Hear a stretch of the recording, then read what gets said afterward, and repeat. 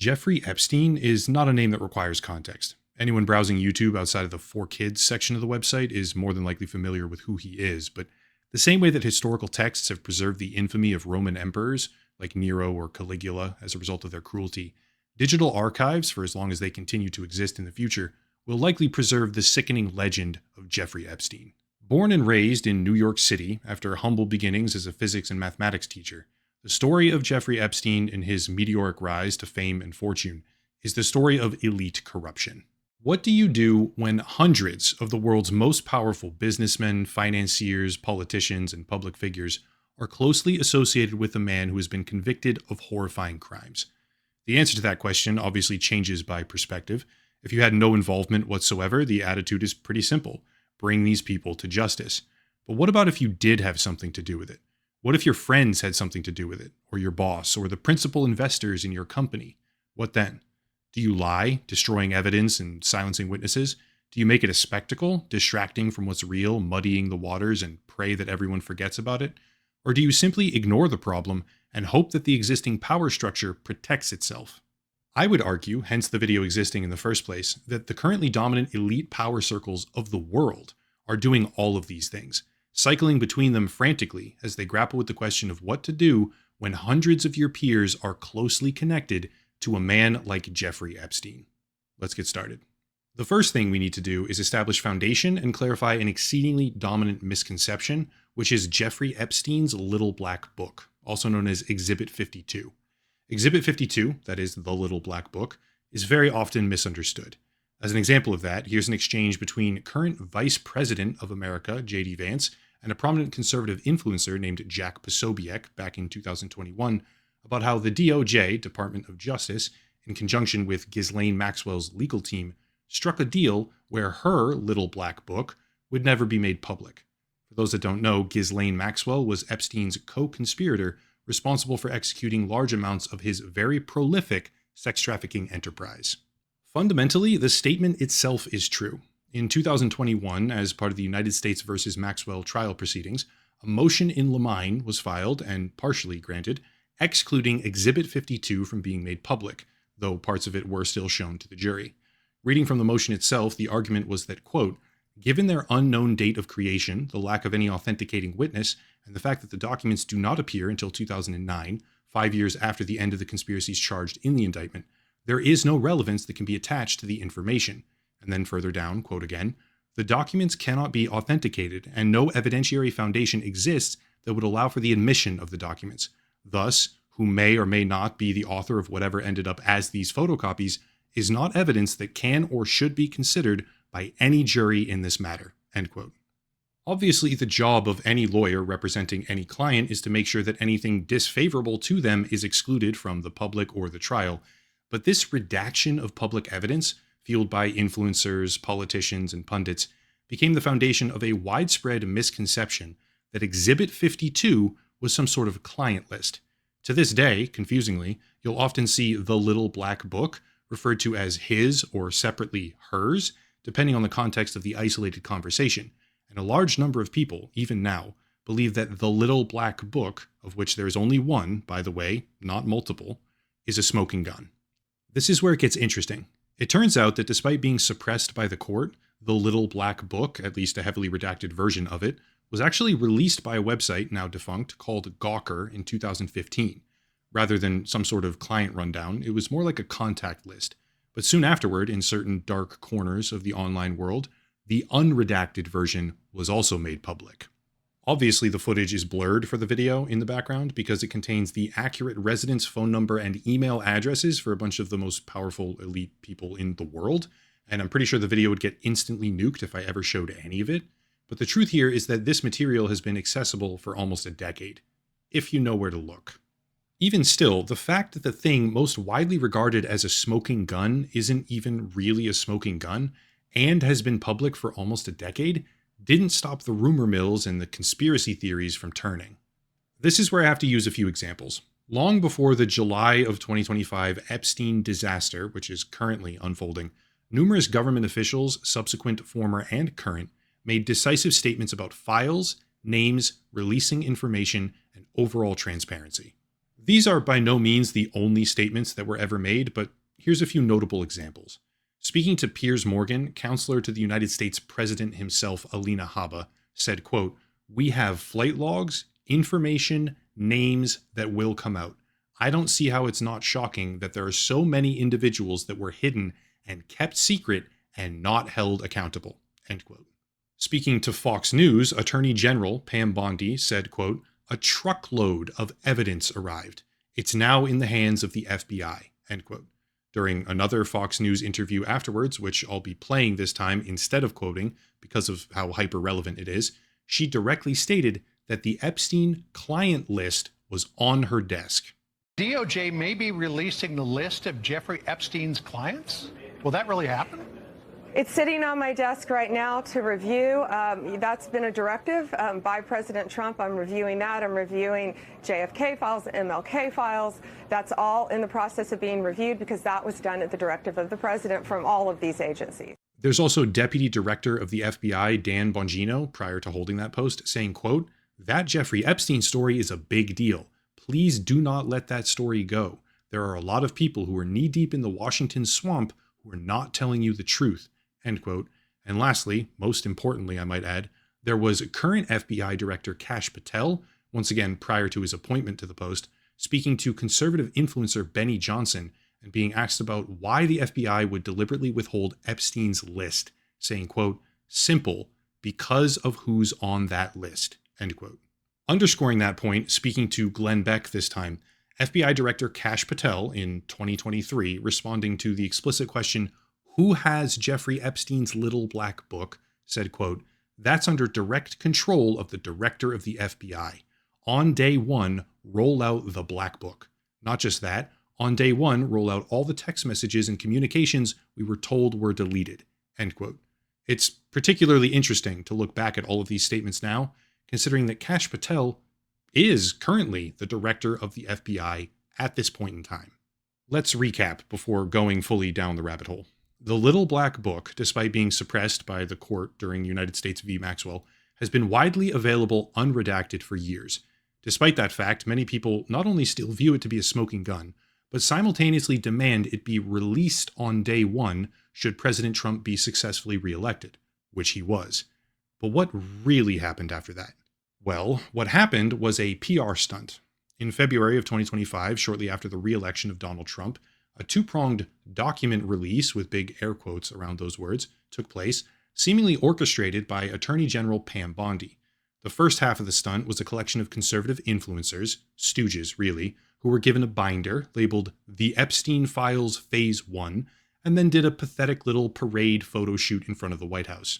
The second half of the stunt was a press release by the Office of Public Affairs titled First Phase of Declassified Epstein Files, containing a statement from FBI Director Kash Patel reading, quote, "There will be no cover-ups, no missing documents, and no stone left unturned, and anyone from the prior or current bureau who undermines this will be swiftly pursued. If there are gaps, we will fill them. If records have been hidden, we will uncover them, and we will bring everything we find to the DOJ to be fully assessed and transparently disseminated to the American people as it should be. The oath we take is to the Constitution, and under my leadership, that promise will be upheld without compromise." End quote. Sounds real good, right? Yeah, sure, maybe. But as we can very clearly see after checking the files that they provided in the statement, not only was this public information already, all of it, this was merely a further redacted version of the same little black book that had been misunderstood, misrepresented, and widely scrutinized for an entire decade. Apparently not even the director of the FBI has an accurate understanding of what this piece of evidence is. In my opinion, that's already very bad, but it gets infinitely worse. For some reason, why I'll never know or understand, the administration began making jokes about all of this.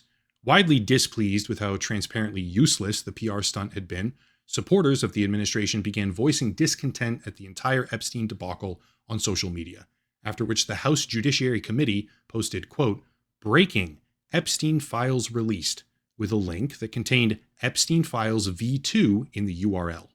Considering the fact that the previous lackluster, almost insulting declassification stunt, which contained zero new information whatsoever, was still hanging fresh in the atmosphere, the stench was still permeating, the surrounding air, people began clicking to see what these files might contain, only to find out that the link redirected to a YouTube video by Rick Astley, which is known as Rick rolling, aka trolling. It's a joke about getting people to click something that they think they want to see or that they think is valuable, but then it's not there. It's just this music video. The Trump administration was now mocking and laughing at the people who wanted to know the full story behind the crimes of Jeffrey Epstein. But hold on, because it gets so much worse from there. Released by Axios on July 6th of 2025, a joint DOJ-FBI memo stated, quote, "As part of our commitment to transparency, the Department of Justice and the Federal Bureau of Investigation have conducted an exhaustive review of investigative holdings relating to Jeffrey Epstein.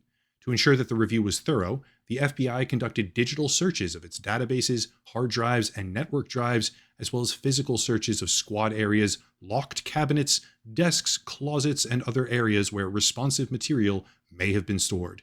These searches uncovered a significant amount of material, including more than 300 gigabytes of data and physical evidence." End quote. Further down, skipping to the most relevant portions here for the sake of time, quote again, "This systematic review revealed no incriminating client list. There was also no credible evidence found that Epstein blackmailed prominent individuals as part of his actions. We did not uncover evidence that could predicate an investigation against uncharged third parties," aka it's over, we're not going to prosecute anyone. And again, further down, after a thorough investigation, FBI investigators concluded that Jeffrey Epstein committed suicide in his cell at the Metropolitan Correctional Center in New York City on August 10th, 2019.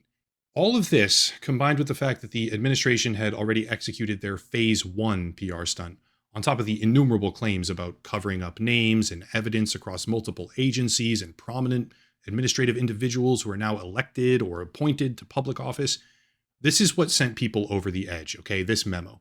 But to make things infinitely worse, the level of discrepancy in what we're being told is unignorable. It has been claimed for years that Jeffrey Epstein ran a sophisticated trafficking ring with hundreds, potentially thousands of victims. He operated a private island with his own jet to and from called the Lolita Express, where dozens of the world's most powerful people frequently visited, gathered, and spent a tremendous amount of time. But now we're told that's it. There's no clients, there's no incriminating footage of third parties, and there was no blackmail, on top of the claim that he simply committed suicide, so case closed. In tandem with this wildly suspect denial, after officials in the Trump administration have been loudly proclaiming that the Epstein files would be released eventually, there's 10 hours and 52 minutes of prison block footage. And this is where things just completely go off the rails. The number of inconsistencies, contradictions, and issues with this footage are almost indescribable. But for the sake of time and clarity, I'll focus on a few of the much more damning ones. First, supposedly, as per the original Office of Inspector General report, following Epstein's death, most of the cameras malfunctioned, logically inspiring the question, so where did this footage come from? And second, the guards on duty at the time allegedly fell asleep for multiple hours, fabricated rounds reports, while leaving Jeffrey Epstein alone in his cell for an extended period of time, which allowed him the perfect opportunity to take his own life. Accepting that scenario as fact is already difficult, and I don't, but let's examine this new footage, which supposedly proves that no foul play was involved. First things first, this is not Jeffrey Epstein's door. This is the entrance to SHU. The stairway immediately across from the camera, and barely visible, only a tiny sliver of it is what leads to the door of Epstein's cell, which has already caused mass confusion, as rumors circulate that the door in the video is not the same as the door in the original report, which is true, but not really an issue by itself. What is an issue is this guy at 12:06:01, but not because of the person, rather because of where he goes. This man, upon entering the block, throws what appears to be laundry, slightly moves a trash can, then walks out of frame one floor down to the right-hand side, and he never comes back into vision. What this means is that there's another entrance, which allows access off camera, and that second entrance also then allows access to the stairs directly leading to Epstein's cell. Big issue, but next one, let's move on. Next up is this. At precisely 10:40, if you go frame by frame, originally discovered, I believe, by a man named Adam Cochran on Twitter, you can see something orange climbing up the stairs. This is a problem because as per the original DOJ report, quote, The OIG determined that SHU staff did not conduct any 30-minute rounds after approximately 10:40 p.m. on August 9th, and that the count slips and round sheets had been falsified, end quote. This is a discrepancy, a bad one, because despite that initial report, no rounds were conducted at or around 10:40, instead only seeing a very brief, barely perceptible orange sleeve or piece of linen maybe climbing the stairs. Maybe it's someone bringing something to his cell. Maybe it's Epstein himself or a different prisoner wearing the signature orange. But any explanation for this contradicts the original report. It was previously claimed that no one approached his cell and that the guards were asleep for an extended period of time. But as we can clearly see by watching these 10 hours of footage, someone did, and the guards were never asleep for an extended period. They and others were walking around consistently. Here's an even more interesting one, okay? Look at the railings. What do you see? The correct answer is 2 unpainted wooden railings on the outside facing into the center. But if you check the crime scene photos from the initial report, you can very clearly see that only 1 railing is unpainted. This may sound like a trivial difference to a lot of people, but it has very clear implications. One of 3 things must be true, okay? Either A, they allowed a worker into the area during an active investigation shortly after a suicide, who then painted the railing after Epstein was dead but before the crime scene photos were taken. That's a very short window of time, by the way, where presumably the entire area should be locked down completely. B, there are mistakes and mislabeled entries in the crime scene photos of the original report, which is not a good thing. Or C, the camera is in a different location compared to what we're being told. And just to be clear, one of those 3 things must be true. There is no fourth option. How about this? Like I said, there's a multitude of problems here.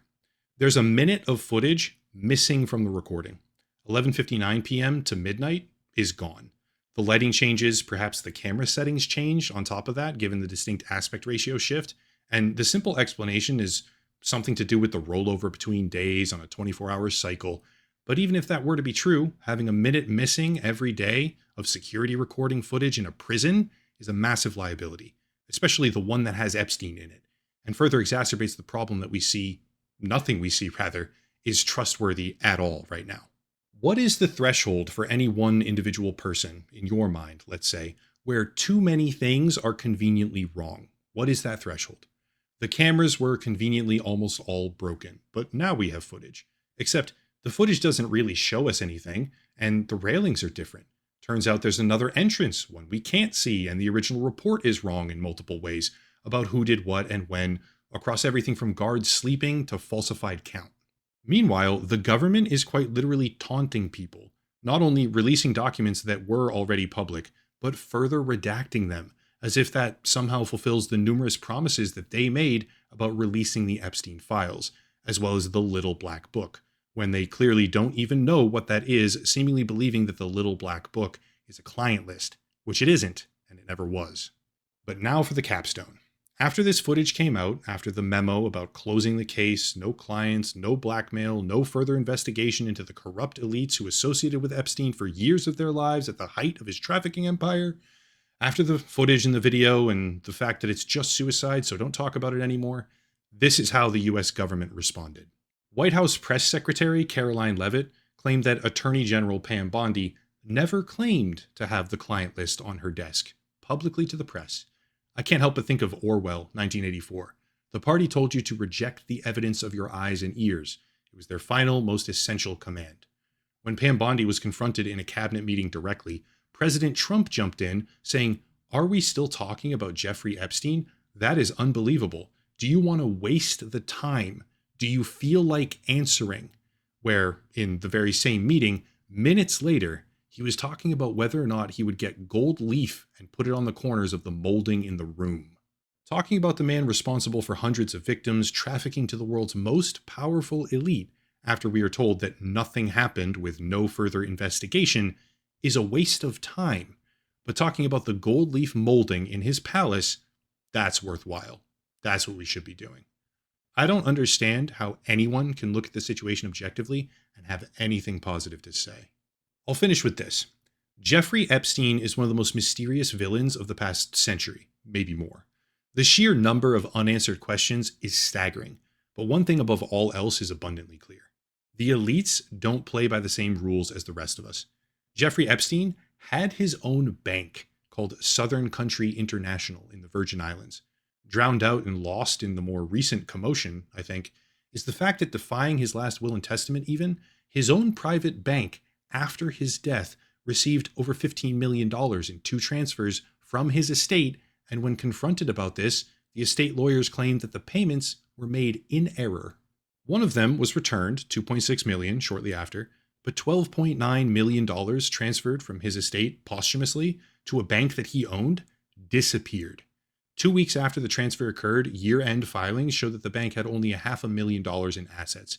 But meanwhile, you and me and all the rest of us, that is, people who didn't fly to Epstein's private island on his little plane, we live our lives in fear of what happens when you make a mistake on your $3,000 annual tax return.